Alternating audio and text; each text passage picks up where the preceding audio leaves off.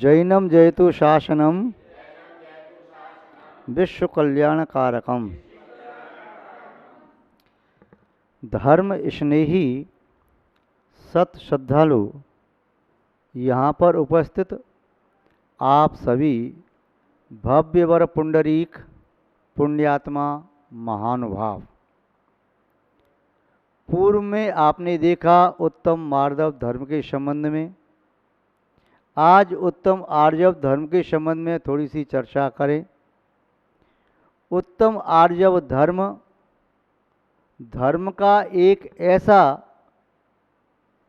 अंश है जिसके बिना ऐसा प्रतीत होता है कि धर्म प्राणहीन ही हो गया हो। वे प्राणों के समान है। क्या विशेषता है उत्तम आर्जव धर्म में? क्या अर्थ होता है उत्तम आर्जव का? वे उत्तम आर्जव धर्म हमारे अंदर आज तक प्रकट क्यों नहीं हुआ? उसका बाधक कारण क्या है? उत्तम आर्जव शब्द का अर्थ होता है सरल भाव, ऋजु भाव। और वह ऋजु सरल भाव व्यक्ति के चित्त में तभी प्रादुर्भूत होता है जब वह शांत चित्त होकर के बैठे। चित्त में उथल पुथल मची रहती है, तब तक सरलता और शांति आती नहीं है। वे उथल पुथल क्यों मचती है? उथल पुथल मचाने वाली होती है मायाचारी, छल कपट। जिस व्यक्ति के चित्त में कोई भी छल कपट है, वह व्यक्ति शांति से बैठ नहीं सकता। वह संकित रहता है, भयभीत होता है, वह अपने आप को छुपाना चाहता है। छल का बल संसार का सबसे निर्बल बल है। जो व्यक्ति छल में बल मानते हैं वे अपने आप को ही छलते हैं। जिसने कभी भी किसी को भी छला है तो छाला भी उसी की आत्मा में पड़ा है। छल मत करो। छल के बल से तो निर्बल बन करके रहना उचित है। किसी को छलो मत, ये नहीं तो छल तुम्हें दलेगा। जैसे चक्की के माध्यम से दाने दल दिए जाते हैं, वैसे छल की चक्की में पड़ा हुआ ये आत्मा भी दल दिया जाता है। कुछ नहीं, संसारी प्राणी हैं, गलतियां होती हैं, अपराध होते हैं, कसूर हुआ, गुनाह हुआ, कोई भी हुआ, किंतु आप उसे छुपाओ मत। जब कोई व्यक्ति अपने पाप को, दोष को, अपराध को प्रकट कर देता है तो वह पाप, अपराध, गुनाह शनै शनै नष्ट हो जाता है, कपूर की तरह से उड़ जाता है। जब कोई व्यक्ति अपने पुण्य कृत्य को दिखाता है, सबको प्रस्तुत करता है, प्रशंसा का वह पिपासु हो जाता है, उसके कर्ण अपनी प्रशंसा सुनने के लिए बड़े आतुर होते हैं, प्यासे चातक की तरह से, तब वह अपने पुण्य को कपूर की तरह से उड़ा देता है। महानुभाव, धूप में पड़ा पड़ा तो कपड़ा भी अपना वस्त्र छोड़ देता है, रंग भी रंगहीन हो जाता है। ऐसे ही सबके सामने प्रकट किया गया पुण्य, वह पुण्य भी अपनी चमक, अपनी द्युति, अपनी कांति, अपने सत्य को खोने लगता है। और सबके सामने किया गया पाप, प्रकट किया गया पाप, स्वीकार किया गया पाप, की गई आलोचना, निंदा, गर्हा, उस पाप का प्रक्षालन करने में समर्थ हो जाती है। इसीलिए ऋजु भाव धारण करना चाहिए, सरल भाव धारण करना चाहिए। आप पूजा में पढ़ते हैं ना, उत्तम आर्जव रीति बखानी, रंचक दगा बहुत दुख दानी। मन में होय सो वचन उचरिए, वचन होय सो तन सो करिए। करिए सरल त्यों जोग अपने, देख निर्मल आरसी।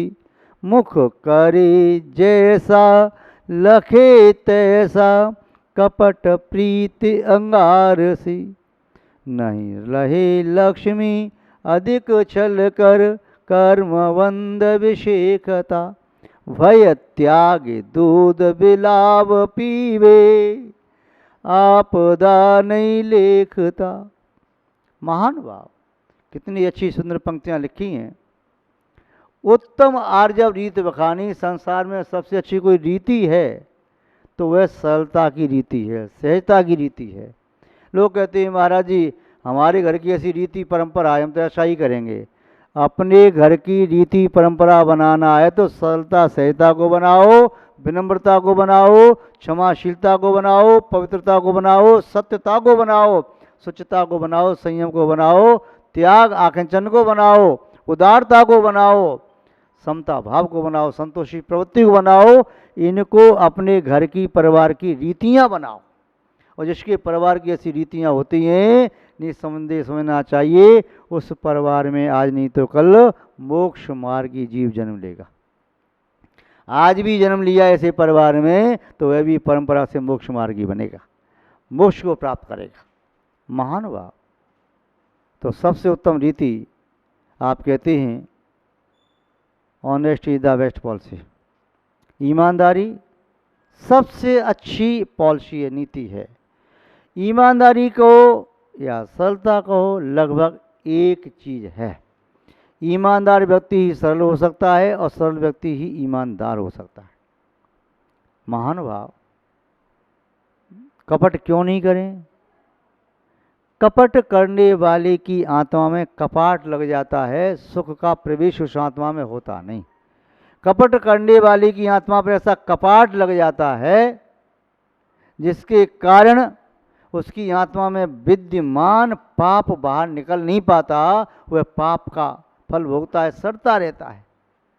इसलिए कपट के कपाट को तोड़ करके सरलता के मुक्त आकाश में विचरण करो, तब आत्मा का सही आनंद आपको आ पाएगा। उत्तम आर्जव रीति बिखानी, रंचक दगा बहुत दुखदानी। रंच मातवी जो दगा करता है उसे बहुत दुख प्राप्त होता है। दगा किसी का सगा नहीं है। दगा, अरे हमारा तो सगा है, तुम्हारा नहीं होगा, नहीं, किसी का भी नहीं, राजा का भी नहीं, नहीं, रंक का नहीं, अमीर का नहीं, गरीब का नहीं, किसी राजनीतिक का नहीं, पंडित का, विद्वान का, साधु का, किसी का भी सगा नहीं है। दगा किसी का सगा नहीं है। नहीं मानो तो कर देखो, जिसने भी दगा किया है उनके जाकर घर देखो। दगा करने वाले व्यक्ति कभी सुखी नहीं रहते, वे तड़पते रहते हैं, बिलखते रहते हैं, कुछ भी प्राप्त कर लें छल कपट मायाचारी से, किंतु भोग नहीं पाते। ऐसे हजारों उदाहरण हैं जिन्होंने छल कपट से करोड़ों की संपत्ति इकट्ठी कर ली, किंतु भूकंप आया, बड़े बड़े महल मकान धराशायी भी हो गए। कोई बाढ़ आई, बहता हुआ चला गया।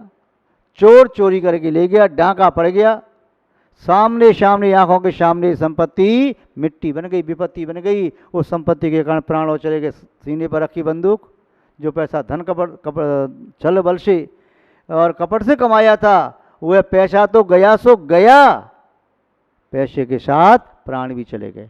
आपने वो सुना होगा प्रसंग, वो ग्वालिन दूध में पानी मिलाती थी और पानी मिला कर उसने धन कमा लिया, और कमा करके क्या किया, उसने नाक में एक सोने की नथ पहन ली थी। वह नदी पार करती थी, पानी मिलाती थी, ये नथ पहन के जा रही थी, बड़ी इतरा रही थी, उसमें परछाई पड़ी थी पानी में। वो सामने पेड़ पर बंदर बैठा था, वो देख रहा था, उतर करके आया, छलांग लगा के नाव में पहुंचा और उसकी नथ खींची, ऐसे नथ पानी में गिर गई। सब लोगों ने उसका मजाक उड़ाया, देखो तूने पानी से पैसा कमाया, पानी में गया। तब से कहावत बन गई, पानी का धन पानी में और ना कटी बेईमानी में। इसलिए कभी भी बेईमानी से धन मत कमाओ। ईमानदारी शाश्वत है, तुम्हारा ईमानदारी का है, विश्व का कोई भी व्यक्ति आपकी पाई भी छीन नहीं सकता। और बेईमानी का है तो पूरा संसार भी रक्षा करे, तब भी उस बेईमानी की धन की कोई रक्षा कर नहीं सकता। रंचक दगा बहुत दुखदानी। मन में हो सो वचन उचरिए, वचन हो सो तन सो करिए। जो मन में आए वैसे वचन कहो, जो वचन कहते हो वैसा करो भी। ऐसा नहीं मेरे मन में पाप की भावना आ रही है, मेरे मन में आ रहा है मैं इसको गाली दे दूँ, तो ऐसे देना प्रारंभ कर दो। नहीं तो पिटोगे, मेरे मन वाले को पीट दूं, तो ऐसा नहीं। किंतु तुम्हारे मन में खराब परिणाम आ रहा है, उसे बदलो, बदले की भावना मन रखो, अपने आप को बदलो। आप कठोर वचन मत बोलो, अपने वचनों को बदलो, अपनी प्रवृत्ति को बदलो। कठोर और वक्र वृत्ति है, उसे सरल सहज बनाओ। तो मन में हो सो वचन चलिए, वचन हो सो तन सो करिए। आप ऐसा नहीं हाथ जोड़ करके सम्मान कर रहे हैं और मन में चल रहा है कम मौका मिले इसका घात कर दूं, वध कर दूं। वैसे कह रहे वाह आप तो बड़े उदार हैं, ऐसा है, सोचा इसके धन को छीन के ले जाओ। तो ऐसी छलकपट मायाचारी उचित नहीं है। सरल करिए सरल अति जोग अपने देख निर्मल आरसी, आरसी माने आदर्श दर्पण, दर्पण को देख करके आप अपनी प्रवृत्ति बनाइए। मुख करे जैसा लखे तैसा कपड़े पीते आरसी, दर्पण में देखोगे मुंह टेढ़ा करोगे टेढ़ा दिखाई देगा, सीधा करोगे सीधा दिखाई देगा, दांत दिखाओगे दांत दिखेंगे, जीभ दिखाओ जीभ दिखाई देगी, मुंह बनाओगे टेढ़ा मेढ़ा करोगे वैसा दिखाई देगा। तो ऐसे ही आपकी वृत्ति बिल्कुल कांच की तरह से, दर्पण की तरह से होना चाहिए।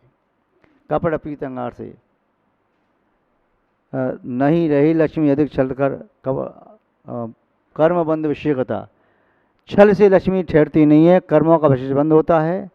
भय त्याग दूध बिला पीवे आपदानी लिपेकता, जैसे कोई बिल्ली दूध पीते समय अपनी आंख बंद कर ले तो क्या संकट टल गया?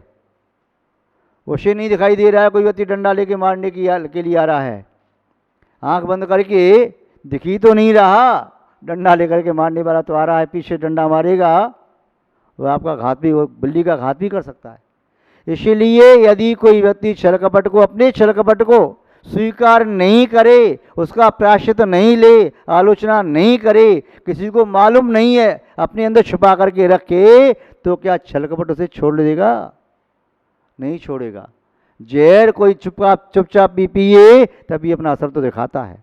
तो मान भाव सरल और सहज बनिए। सरल कैसे? जल की तरह से सरल, जल कहीं भी स्थान बना देता है। सज्जन पर 100 चले, दुर्जन चले नेक, जो जमीन पाषाण की ठोके ठोके नवेक। सोना सज्जन साजन टूट जुने 100 बार, दुर्जन कुमार के एक ही धका दरार। मिट्टी के घड़े मत बनिए, सोने के घड़े बनिए। सोने का घड़ा 100 बार टूटता है, 100 बार जुड़ जाता है, मिट्टी का घड़ा एक बार टूट गया तो जुड़ेगा नहीं। सज्जन से 100 बार आप मित्रता करो, 100 बार बिगड़ जाए बात तो फिर क्षमा मांग लो, क्षमा कर देगा। महान भाव दुर्जन दुष्ट प्रवृत्ति छोड़ता नहीं है। तो सरलता सहता रग रग में होना चाहिए। जितने भी महापुरुष हुए देखो, एक एक महापुरुष को देखो, उनके व्यक्तित्व को देखो, वे कितने सरल थे। व्यक्तित्व हिमालय जैसा विशाल ऊंचा था, विराट व्यक्तित्व था, किंतु सरलता सहता भूमि की तरह से बड़े सरल सहज। महान भाव चाहे आचार्य शांत सागर जी महाराज हों, चाहे आचार्य श्री विवन सागर जी महाराज, चाहे और भी आचार्य श्री विद्यानंद महाराज, कितने भी आचार्य को देखो इतना सरल सहज व्यक्तित्व। धर्म सागर जी महाराज, भोले बाबा, देशभूषणी महाराज, बहुत सीधे साधे, तो ये बड़े सरल व्यक्तित्व के धनी रहे।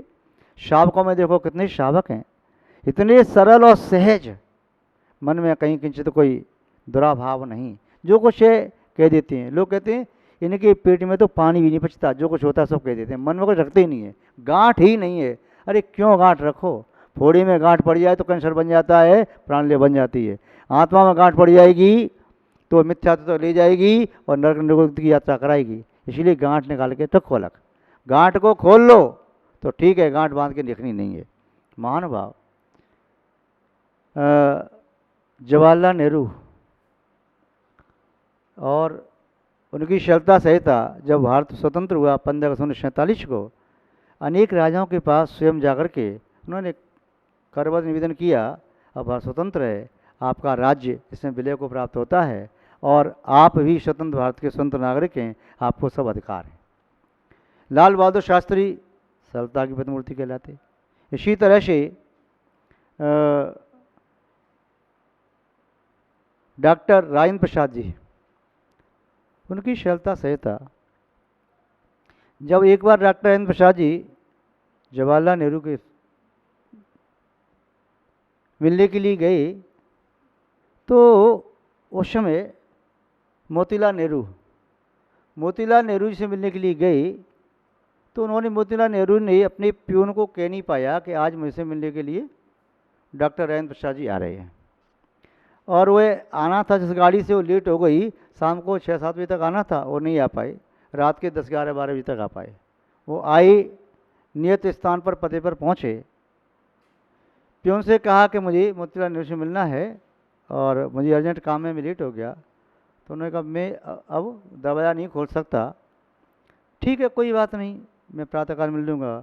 और वहीं बाहर पड़ी थी एक टेबल या तख्त पड़ा था, उसके नीचे ज़मीन पर लेट करके डॉक्टर राजेंद्र प्रसाद जी ने पूरी रात व्यतीत कर ली। प्रातःकाल होने पर मोतीलाल जी से मिली, कहा हाँ, रात्रि में खांसने की आवाज़ आई तो मोतीलाल नेहरू जाकर के बाहर आए, पूछा आप? हाँ। अरे अंदर आ जाते। बोले कोई बात नहीं, आपके प्यून ने दरवाज़ा नहीं खोला। अच्छा, उनको डांटा, चलो तुझे ड्यूटी से निकाल देते हैं। उन्होंने कहा ड्यूटी से नहीं निकालना, वो आपका स्वामी भक्त है, निष्ठ है, कर्तव्यनिष्ठ है, आपकी आज्ञा के बिना दरवाज़ा कैसे खोल सकता है? और आप सो रहे थे, आपको जगाता कैसे? बोले मैं इसे कह नहीं पाया था। बोले इसकी तनख्वाह बढ़ा दो, ऐसा निष्ठ व्यक्ति मिलना मुश्किल है। तो ऐसी सरलता थी डॉक्टर राजेंद्र प्रसाद की, जो स्वतंत्र भारत के प्रथम राष्ट्रपति बने थे। महानुभाव, ऐसी सरलता सहता वाले और भी अनेक व्यक्तित्व हैं, आप में से भी कई व्यक्तित्व हैं, किंतु सबके नाम नहीं लिए जा सकते। किंतु हम चाहते हैं आप में से अनेक नहीं, आप में से प्रत्येक ऐसे सरल सहज व्यक्तित्व का धनी बने और अपनी आत्मा के सुख को प्राप्त करने में समर्थ हो, ऐसी हम भावना बाते हैं। इसी भावना के साथ शब्द श्रृंखला को विराम देते हैं। जय बोले श्री शांतनाथ भगवान की, परम पूज्य आचार्य गुरुदेव श्री विद्यानंद महाराज की, अहिंसामय विश्व धर्म की, जैनम जयतु शासनम विश्व कल्याण कारकम।